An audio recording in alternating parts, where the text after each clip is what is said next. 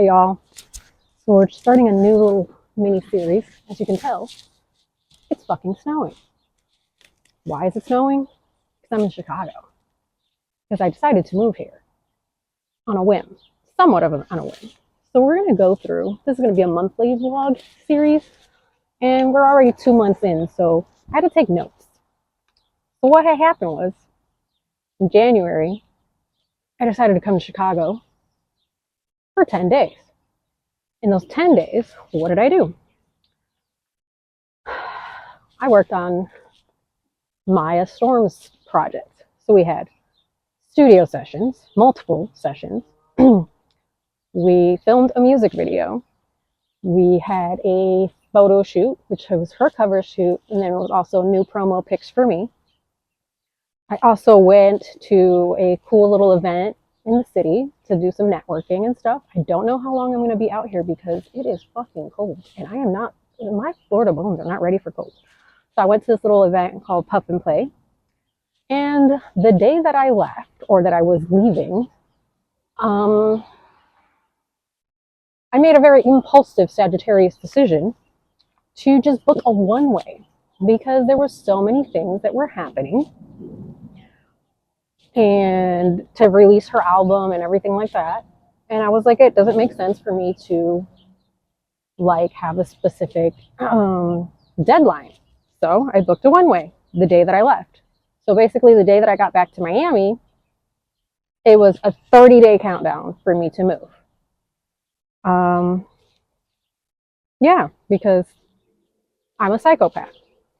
So that brings us to January 22nd. Fun times. This is where the next 30 days of mayhem happens. So I had to get Dobby ready for the vet. I had to get my car ready. I had to pack things. I had going away parties. I had to quit my once a fucking week, once a month job. That wasn't really a big deal. I was planning on quitting any motherfucking way. So that was interesting. I had been wanting to quit that fucking place forever anyways. So yeah, it was kind of an emotional roller coaster, and it didn't feel real. And sometimes it still doesn't feel real, but we're here. February 22nd was the craziest fucking day. It was tough. So I have been a writer for a long time, and I had been working with a specific company for a while, like about 4 years, and everything had been going good. I mean, the last few months had been a little slow, but that was kind of like expected because it was the holidays and shit like that. So like everything was like, I was like, oh, it'll start picking up in February. So as I'm packing on the 21st, he pretty much was like, well, this is pretty much all of the work that I have for right now. Like, it's not going to pick up. And I was like, all right, cool, no problem. I'll figure it out. Like, I'll find other writing gigs. Later on that day, as I'm packing like my suitcases and stuff to move out here, he was like, yeah, no longer need your services after 4 years. I'm like, oh, lovely. So at this point, I had a mental fucking breakdown because what the fuck do you mean? So at that point, I was like, maybe it's not meant to be. Maybe I should just fucking cancel my flight, not do this move. Like, this is a bad omen, blah, blah, blah, shit like that. Thankfully, like, Smokey and Maya helped me through it. Okay, and we're back, and we're inside because I was not prepared for how the fucking snow works out here. And like, who the fuck? Whoa, a lot. That's a lot for me. Jesus Christ. So we are on pretty much the day before moving. Yeah, that's where we were. That was, that was a lot. I literally was like in a space of, I'm gonna cancel this shit. Like, it's not meant to be. Like, I didn't even tell my aunt or my cousins or anybody like what was going on. I literally had only just told the girls. I didn't even tell my best friend. I still haven't told my best friend. Literally, I told my little sister, Maya, and Smokey. Like, that's it. Like, nobody else really knew at this point what was going on. And they were super supportive. Like, Smokey literally paid for my bags. Because at that point I didn't have anything. It was so emotional, just so many things happening at the same time. that it was just tough to be like, is this the right move? Like I legit landed in fucking Chicago, or when I left Miami, I was like, yo, I'm literally like on a dollar in a dream type shit. Like all my accounts are negative. Like I literally only had $50 in cash, which one of my coworkers had given me as like a going away present type of thing. Like take yourself out to dinner. I didn't take myself out to dinner because a lot of things happened. Yeah, my going away party at fucking work was the biggest piece of shit I've ever fucking seen in my goddamn life. Like after 13 fucking years with the company, you would fucking think, but no, not really. You wouldn't fucking think. It is what it is. We're here now. It's fine. I'm sure if they're watching this, they're all like, wow, she's a bitch. Well, yes, I am a fucking bitch. Um, yeah, so since we're inside and we're warm, I can probably go back and talk about things. Yeah, those 30 days of prep were insane. It was like I was doing something every fucking day. I had to reorganize my storage. Shout out to Mark and Alex for like letting me use their garage. I had to like do maintenance on the car,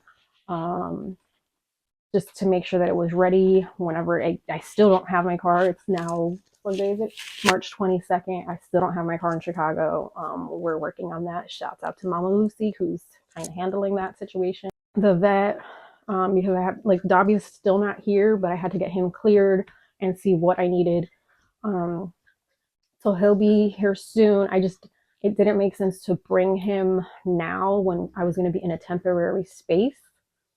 And then like, dogs like their routines and stuff like that. So it didn't make sense to be like, okay, well, we're going to be here for a few weeks or a little while and then move into a new place. It's just going to be a lot of changes. And then there's a lot of dogs here and cats, and he is not a animal friendly person. He likes his space. He's a pain in the fucking ass is what the fucking Dobby is. So I miss him. That's been the hardest part, is not having my fucking dog. But I know that it was like the best decision in the moment, and like not a long-term thing. That's hard to talk about, obviously. So last year, when I had started kind of venturing back into the creative stuff, it was like little glimmers and like, damn, like I miss this, but it wasn't like there wasn't a plan to really get back into like events or media or anything like that. Like I kind of wanted to stick to just doing my review, like my music reviews, and like let me live. And then the first show that I flew out to was for Young Zave. It was a lot. I mean, because it was such a good show. I had such a good time. And I was like, damn, maybe I could still do this. Like, I kind of miss this, you know?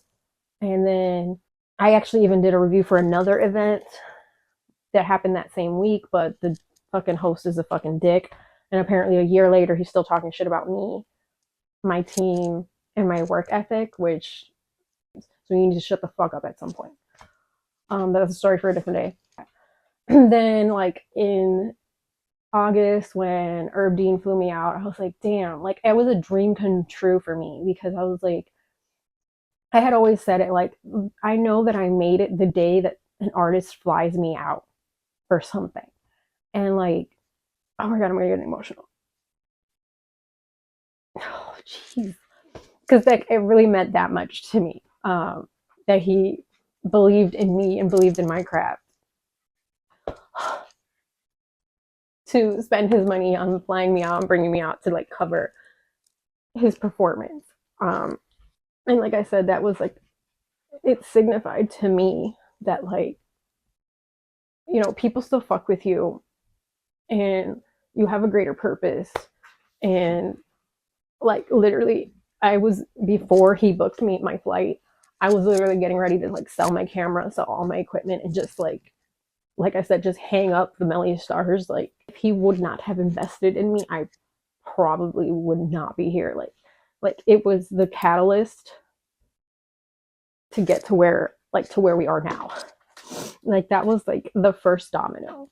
Like yeah, the Young Zave show was cool and everything, but I don't think it meant as much to me. Like I said, it was just like, oh damn, you used to do this all the time and you kind of miss it. I think that was pretty much the setting up of the dominoes. Like that's what that started, was setting up the dominoes. And then a lot of other things, like other opportunities, not because of that, but just in general, but nothing to the point of where I wanted to pick up Melly Starz again, like full time. It literally wasn't until Herb booked my flight and brought me out here that I was like, wow, maybe Melly Starz isn't dead. Um, I didn't think I was gonna get emotional about that part. And there's so many other emotional aspects of this that I didn't think that that was gonna be the one to get to me. But and that's another reason why, I mean, outside of the personal relationship that me and him have, like, bro, we grow up together, like, the business aspect is the reason why he has so much loyalty from me. Like, he's always gonna have loyalty for me. Like, no matter what we do, if we work together, if we don't work together, I'm always gonna support him, and I'm gonna want the best for him, and vice versa. Like, just the conversations that we have and like how we pour into each other, incredible. So I guess a little bit more backstory after that event. I covered it. We had some drama because it was the same event host from the February one, and he wasn't fucking happy. And I don't give a fuck if you're happy. Look, motherfucker, you did not book me. You didn't book me. You didn't pay me, and that's okay. That's fine. That's fine because I have bigger and better opportunities that came from just me being me. So I don't give a fuck. So we had that little drama. Then a month later, like about a month later, Maya flew out. Well, actually, Maya and Herb flew out to Miami. We all ended up hanging out. It was a vibe. Like, I met some people that they work with, and it was cool. And then that's kind of where we started our working relationship, me and Maya. And then October, I came out for a podcast interview. We're just gonna leave it at that. But like I said, these were all like small dominoes, and really, if we look at it, like the center of all of those dominoes and the connections was Herb, and through him Maya, and it like I said, it was like that Herb show was like that first domino, and then everything has fallen into place now. So that's why I feel like it's worth noting and worth mentioning of the stuff that did happen in 2023 to get me to this impulsive decision of a one-way flight. So come January, like I said, I'm working with Maya like pretty much full time those 10 days. At that point, she was pretty much introducing me as her manager, which we didn't have like a conversation about, but it was something that just, it flowed so naturally that like it made sense. And I have been asked to be a manager for artists more times than I can fucking count over the last few years. I'm still consistently being asked, like, hey, do you manage artists? Would you be my manager? Bitch, no. And I've said no so many fucking times. And what really made me, I guess, say yes to this one is I truly believe in her work. I respect her grind, and I just respect her as a human. And like I said, it's somebody who invested in me. Like I said, just like Herb invested in me, Maya invested in me. So it's not a one-sided situation. It's you believe in me and I believe in you, and because of that we're able to make it work. And yeah, that's why we're here now.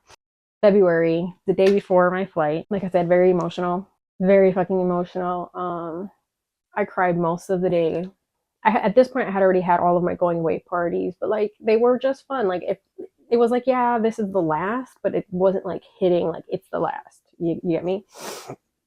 That last night definitely hit so emotional. Like I said, I lost my job. I'm like, how the fuck am I gonna make a living in Chicago?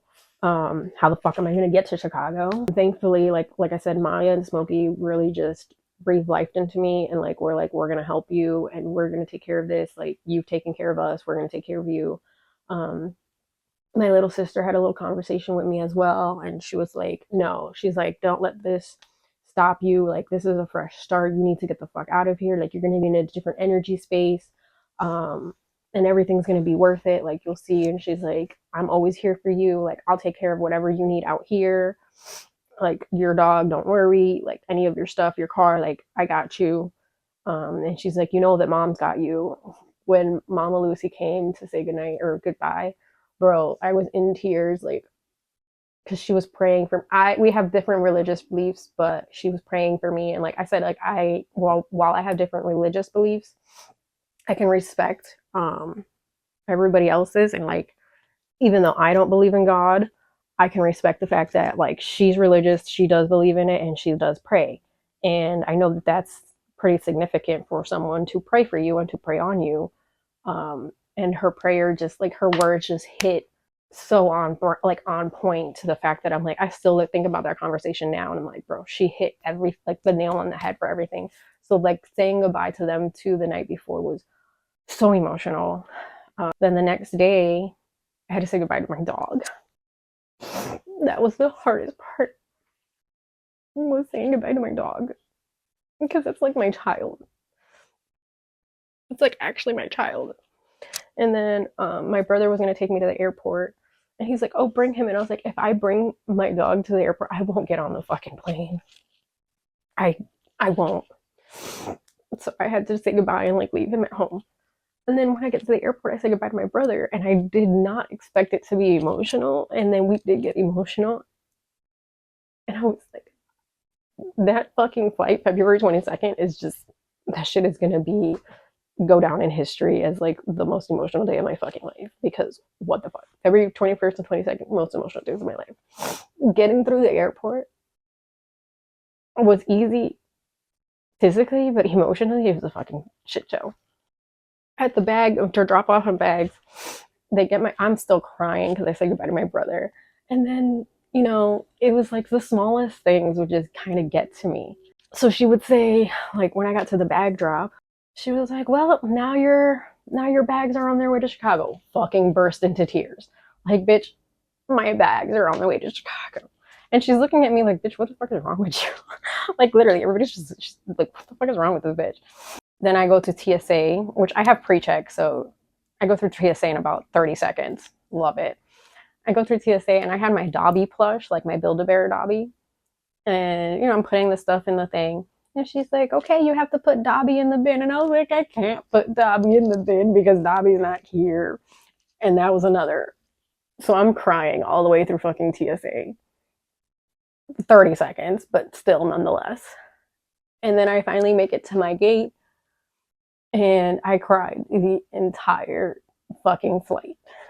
Because at that point, like, it was like, there's no turning back.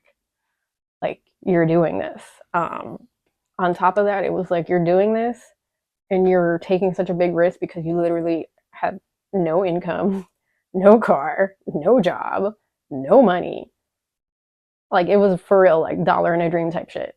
And then halfway through my fucking flight, Maya sends me money, and she's like, welcome home, princess. I'm like, oh my God. Like, I just couldn't. I couldn't. Like, the amount of support that I had during this process is, or like, what dreams are made of, to be honest with you. It's crazy. And yeah, it was a lot, but like, I finally made it here. I made it. I made it. And then the next few days were a little bit emotional, just letting my family know, like, hey, I came here with nothing, and like expecting their reactions. And I thought they were going to be negative reactions because that's kind of what I'm used to with certain other people, was like negative reactions, like, oh my God, what are you going to do? Oh my God, oh my God, oh my God. And it wasn't that. It was like, it's okay. My aunt was like, it's fine. It's a fresh start. She's like, that's not a big deal. And I'm like, huh? She's like, you have the essentials. Like, you have a roof over your head. She's like, I'm gonna feed you. What's an extra plate? And you're small. You don't eat a lot right now, because I didn't. But fast forward, I eat a lot now. And she's like, and what else do you need? Your cell phone? And it's true. Like, everything else, it really comes when you get into this. Like, you really realize that you don't need a lot in life. If you, as long as you have love and you have people that care about you. That's enough with emotional shit. Now let's get to the fun stuff. Oh, actually, before that, telling my cousins was also like kind of hard. But like, one of my cousins did already know.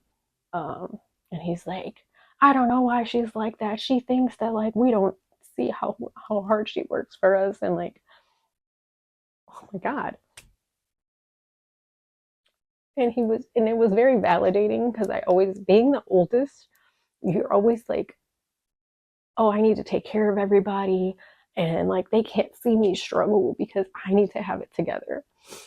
And for him to acknowledge that, even though he didn't acknowledge it directly with me, um, knowing that he speaks so highly of me and tells people like, yeah, we know that she's like that she just puts on a strong front, and we know that she's going to do whatever she has to do for us. But that's why we're going to do what we got to do for her. It's just very validating because you try to cover shit up. And like I said, it's like the eldest daughter syndrome or whatever. Like, you take care of everybody and you don't think that they notice the struggles that you go through to accomplish that.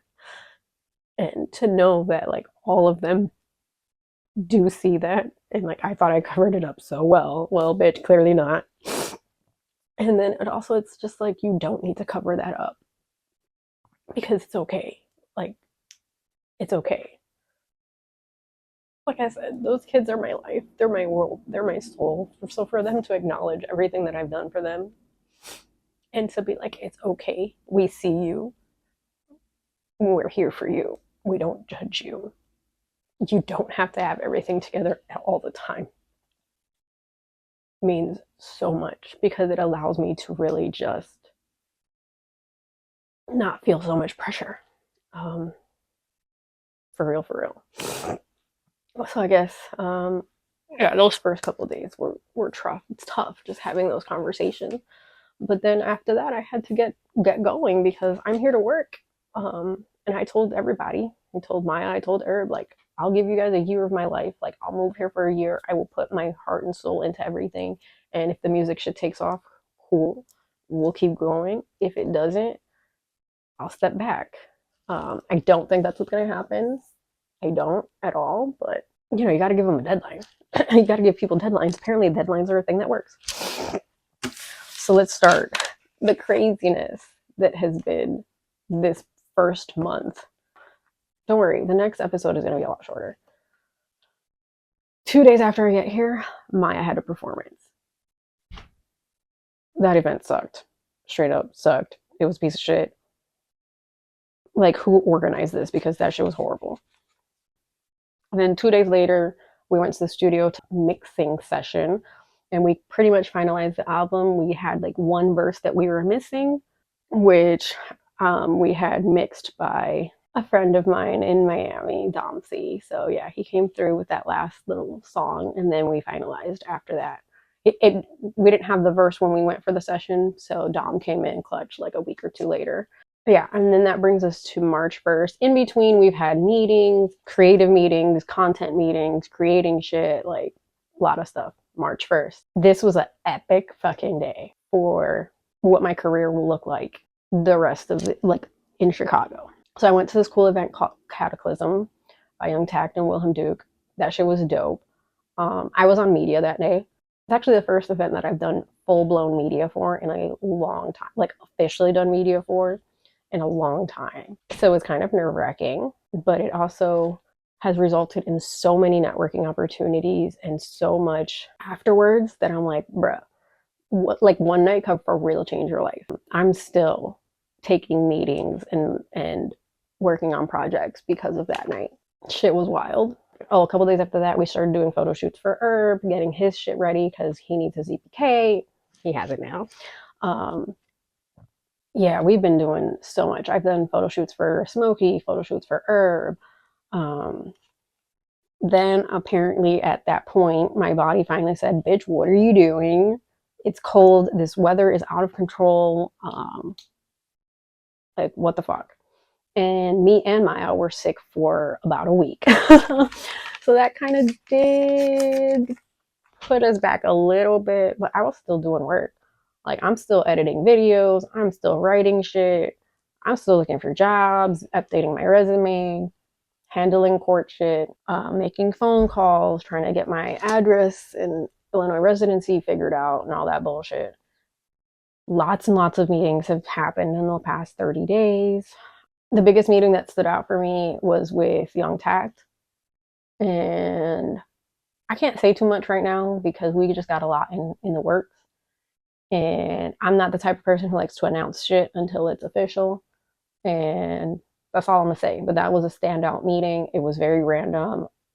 A lot of my meetings that I'm having are really random in really random locations, and I'm really just taking a lot of fucking risks out here in Chicago, and I don't know where anything is, and I'm just kind of trusting the fucking universe that hopefully I don't die.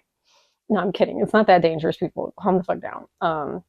Like I don't know how to get around. Like in Miami, I knew how to get around, and I was driving myself most of the time. Out here, I'm on rides and in Ubers and shit like that for now.